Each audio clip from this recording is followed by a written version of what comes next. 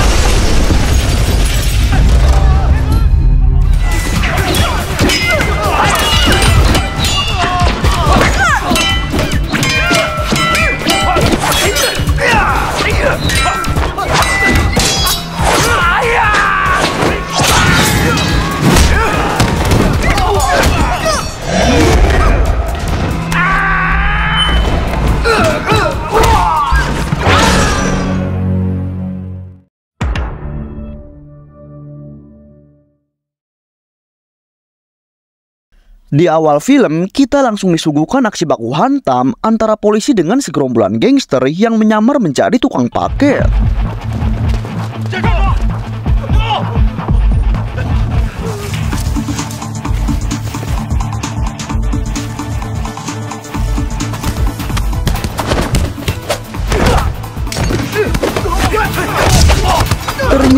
Ternyata segerombolan gangster itu merupakan penyelundup cetakan uang palsu dari Hong Kong ke Cina yang berpura-pura sebagai tukang paket. Diketahui mereka ini dari kelompok gangster Naga Jalu yang memiliki pengaruh penting di negara Hong Kong.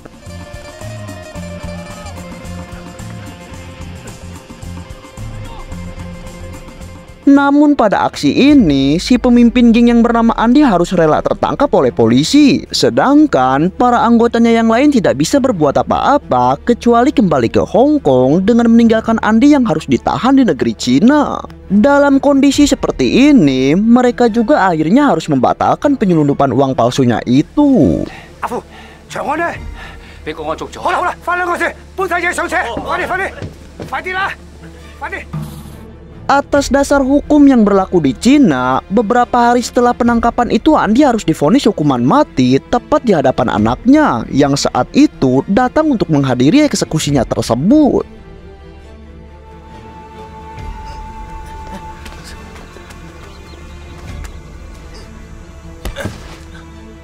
Anak gadisnya ini bernama Audrey.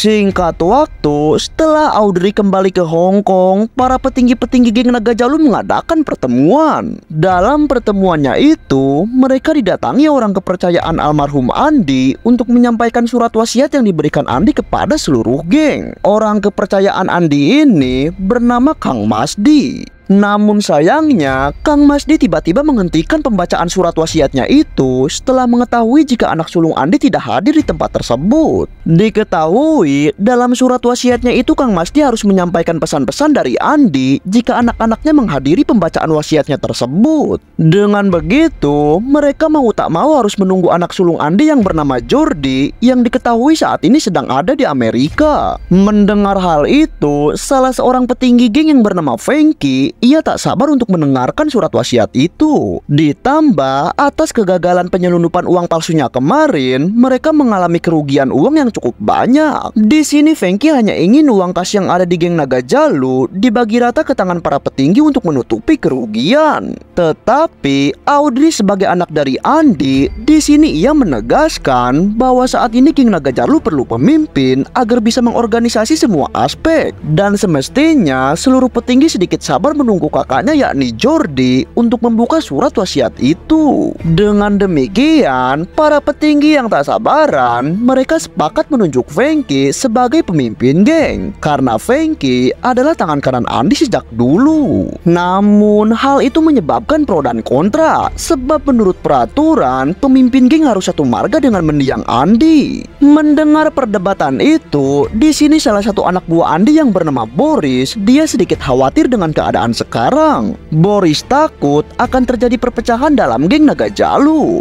Tetapi sayangnya dia tidak bisa berbicara banyak karena statusnya masih di bawah Franky dan para petinggi yang lainnya. 至少攞翻5億出嚟俾同事。你咁耐喺入邊做乜嘢啊？阿牛咧，肚餓。嗱，童年信係你阿爺落金生。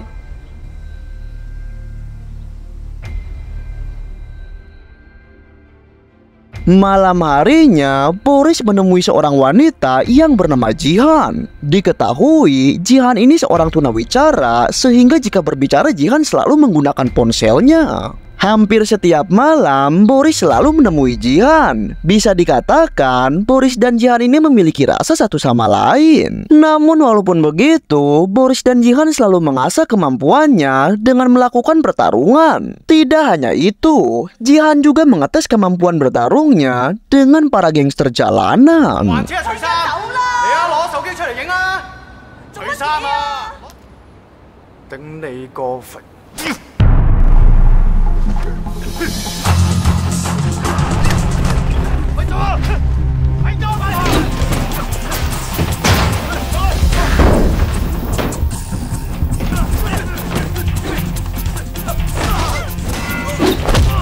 Terlihat, meskipun Jihan memiliki badan yang mungil, namun ia sangat pandai bertarung dan memiliki kelincahan.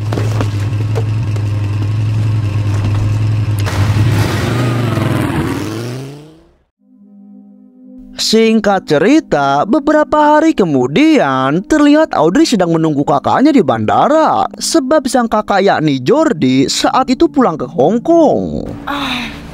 你收咗咁多嘅？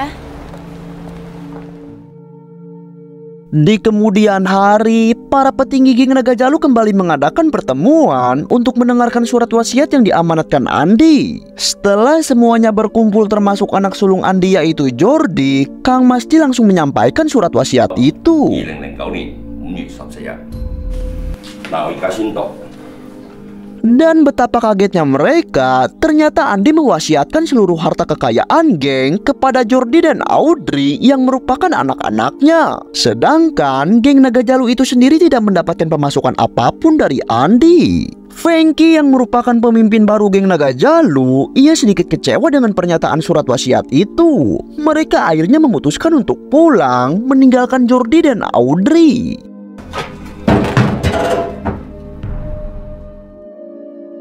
Sore harinya, Franky tiba-tiba mendapat kabar dari anak buahnya bahwa Kang Masdi, orang yang menyampaikan surat wasiat itu, dikabarkan meninggal jatuh dari gedung secara misterius. Di sini, mereka pun seketika berspekulasi bahwa kematian Kang Masdi pasti ada kaitannya dengan surat wasiat itu. 冇遺書。 Singkat waktu, pada malam harinya, terlihat Jordi dan Audrey sedang bersiap-siap untuk pergi dinner. Saat Jordi terlebih dahulu mempersiapkan mobil yang akan mereka pakai, entah kenapa Audrey tiba-tiba mendadak mengganti kain surgawinya. Sementara itu, Jordi yang sedang memanaskan mobil dan bersiap untuk berangkat, tiba-tiba... Ya, mobil yang digunakan Jordi tak diduga meledak yang kemungkinan mengakibatkan Jordi innalillahi. Atas kejadian ini, semua orang menyisakan tanda tanya besar. Orang-orang tertuju pada Franky mengingat kematian Jordi dan Kang Masdi dinilai sangat misterius.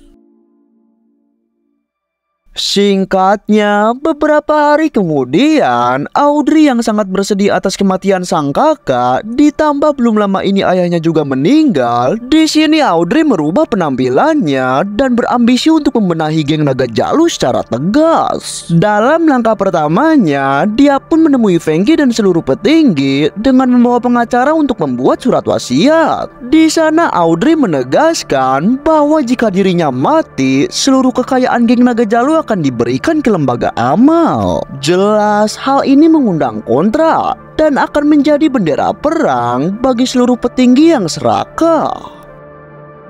Sore harinya, Audrey bertemu dengan Boris untuk memberinya sebuah misi. Audrey memberikan sebuah tugas untuk membereskan kesemrawutan yang terjadi pada seluruh petinggi geng. Awalnya, Boris merasa khawatir dengan misi tersebut karena itu merupakan sebuah pengkhianatan. Ditambah Boris tidak memiliki jabatan apapun dan juga tidak memiliki pasukan anak buah. Tetapi Audrey tetap meyakinkan Boris bahwa Boris pasti akan mampu menjalankannya. Mengingat Boris merupakan ahli bela diri yang cukup hebat dan masih jago ringkas. Tentu hal itu modal yang cukup untuk mengalahkan para petinggi geng yang kini sudah tua bangka. Audrey juga mengatakan jika Boris tidak pantas terus menjadi orang rendah di geng Naga Jalu dan harus berevolusi demi mendapatkan kekuasaan. Dengan begitu, Audrey menjanjikan Boris jabatan tinggi di geng Naga Jalu jika misi tersebut berhasil. Pada akhirnya, Boris menerima tawaran Audrey meskipun dirinya sedikit ragu. Singkat cerita, setelah berhari-hari menyiapkan diri dengan melatih fisiknya, Boris kini sudah siap. Pada aksi pertamanya, Boris mendatangi tempat salah satu petinggi berambut botak yang bernama Agus Peter. Agus Peter yang merupakan guru bela diri, malamnya ia didatangi oleh Boris untuk membunuhnya. Dengan berpura-pura berlatih bela diri, Boris dan Agus pun bertarung.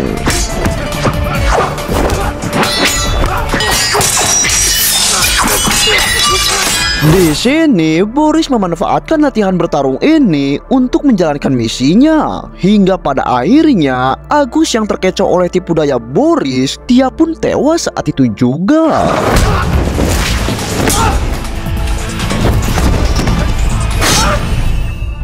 Malam itu, Boris langsung beraksi lagi dengan menyerang Zen dan Bolin. Di markasnya, Boris langsung dihadapkan dengan paguyuban gabungan dari anak buah Zen dan Bolin. Namun untung saja, Boris saat itu mendapatkan bantuan dari Jihan yang tiba-tiba datang membantunya. Aksi baku hantam tidak seimbang pun cukup sengit, hingga pada akhirnya Zen, Bolin, dan para anak buahnya berhasil dikalahkan.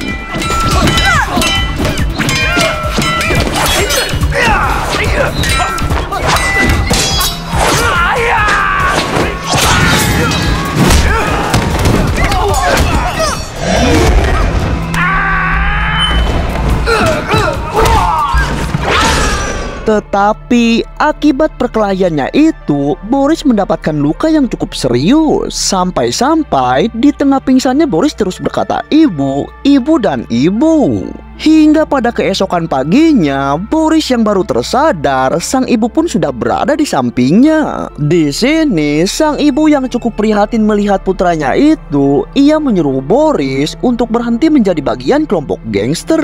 Namun, sayangnya Boris yang tetap berambisi untuk menjadi petinggi geng, ia pun kekeh untuk melanjutkan aksinya dengan Audrey. Bahkan Boris yang masih terpacu adrenalin, ia sampai-sampai memarahi ibunya dan langsung bergegas pergi meninggalkan Jihan dan sang ibu. Terlihat si ibu pun meneteskan air matanya karena begitu kecewa dengan keputusan putranya itu.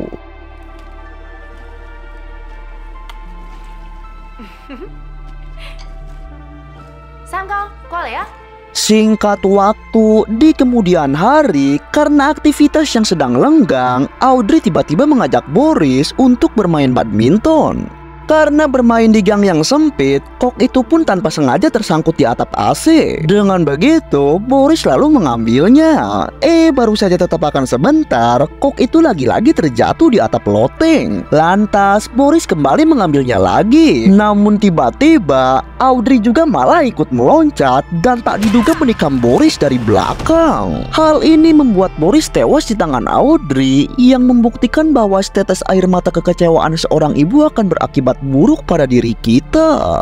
Ternyata Audrey hanya memanfaatkan Boris menghabisi para petinggi agar dirinya tidak perlu susah payah mendapatkan kekuasaan.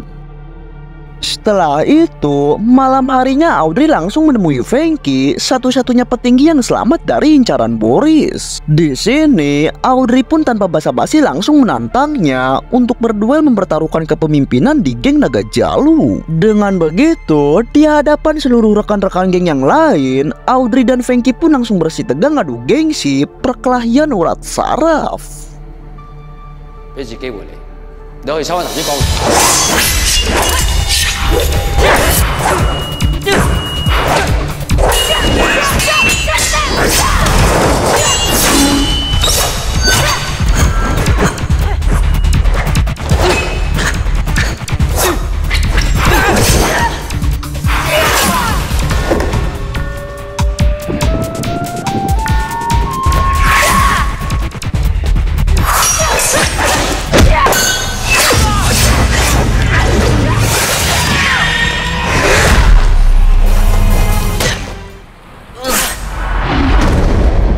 Ya, atas kemenangan pertarungannya itu, kini hanya Audrey lah satu-satunya petinggi yang berhak mendapatkan kekuasaan geng Naga Jalu. Hal itu pun mendapat pengakuan dari seluruh pemimpin geng yang lain yang menjadi saksi atas tewasnya Frankie di tangan Audrey. Kemudian, scene pun flashback ke belakang sebelum Andi dieksekusi. Di sini kita akan mengetahui fakta yang sebenarnya bahwa ternyata isi surat wasiat yang disampaikan oleh Kang Masdi merupakan kebohongan. Dan faktanya, Andi tidak mewasiatkan harta geng Naga Jalu kepada kedua anaknya, melainkan kepada seluruh petinggi. Dalam wasiat itu pun, Andi ingin putrinya Audrey pergi ke Amerika untuk menyusul Jordi kakaknya guna berkuliah di sana. Andi tidak ingin anak-anaknya menjadi gangster karena pekerjaan itu terlalu memakan risiko. Sebenarnya, Andi telah memerintahkan Kang Masdi untuk menjadikan Frankie sebagai pemimpin geng, karena Frankie adalah tangan kanan Andi sejak dulu. Namun karena Kang Masdi diancam oleh Audrey, membuat Kang Masdi rela melakukan kebohongan. Audrey menyimpan ambisi untuk mengungkap rahasia bahwa sebenarnya Andi memiliki 3 anak, yakni Jordi, Audrey, dan Saskia. Dan Saskia lah anak pertama dari Andi, tetapi beda ibu. Namun Saskia sudah tewas sejak remaja karena dia terus mendapatkan perlakuan yang tidak manusiawi. Dia mendapatkan pelecehan dan pemerkosaan oleh seluruh anggota gangster,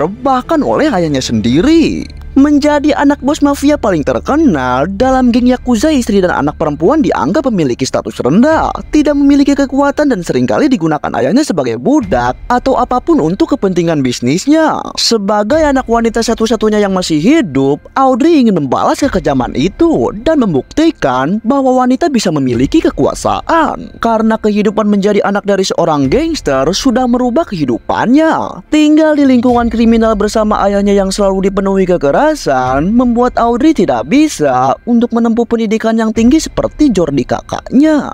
Mengingat masa-masa kelam itu, di kondisi seperti ini membuat Audrey terjerumus sebagai pecandu alkohol dan narkoba hingga mempunyai tekad untuk menghabisi orang-orang yang memiliki hubungan dengan ayahnya. Oleh karena itu, sepertinya Audrey lah yang telah membunuh Kang Masdi secara misterius. Beberapa hari kemudian, Audrey yang kini menjadi pemimpin baru di geng Naga Jalu, dia dikagetkan dengan kedatangan Jihan yang menginginkan balas dendam atas kematian Boris. Tanpa rasa takut, Jihan pun perlahan-lahan menyusup dengan menghadapi satu persatu para anak buah Audrey.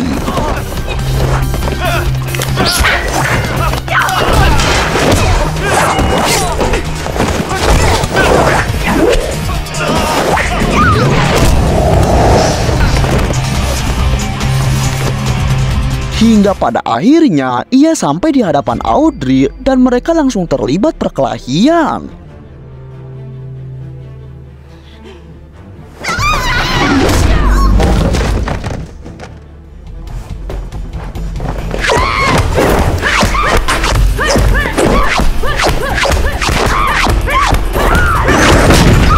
Namun, Audrey yang lebih tangguh membuat Jihan akhirnya terkapar. Akan tetapi, tanpa mereka ketahui, ternyata Jihan membawa granat yang seketika granat itu pun meledak. Seisi ruangan pun porak-poranda, termasuk Jihan dan Audrey yang tewas beserta para anak buahnya. Hal ini juga membuktikan bahwa Jihan merelakan dirinya demi membalaskan dendam. Atas hal ini juga, kelompok geng Naga Jalu habis tak menyisakan satu orang pun. Dan atas semua kejadian yang terjadi, baik Jihan ataupun Audrey, mereka telah membuktikan bahwa wanita bisa berdiri di atas kakinya sendiri, bahkan bisa menguasai apa yang diinginkannya. Jangan pernah menyepelekan siapapun, karena jika hati sudah terbakar atas dasar dendam, maka apapun semuanya bisa terjadi. Tamat. Bagaimana menurut kalian? Oke, kita akhiri untuk video kali ini. Adios, kamsahamnida.